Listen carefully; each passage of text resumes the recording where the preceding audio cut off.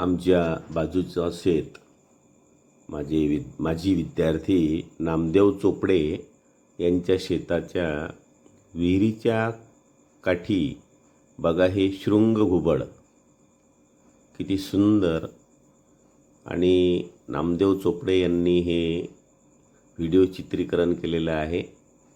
त्यांना या घुबडाबद्दल विशेष माहिती नव्हती आणि या परिसरात हे जवळपास 4 ते 5 घुबड आढळतात आणि मोठी मोठी झाडं आहेत पिंपळाची, ज्यामुळे यांना भरपूर अधिवासही आहे आणि बरेचसे पक्षी या परिसरात आढळून येतात.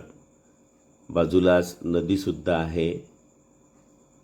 भरपूर यांना या ठिकाणी अधिवास मिळतो, खायलाही मिळते आणि हे घुबड या ठिकाणी आपण बघत आहात.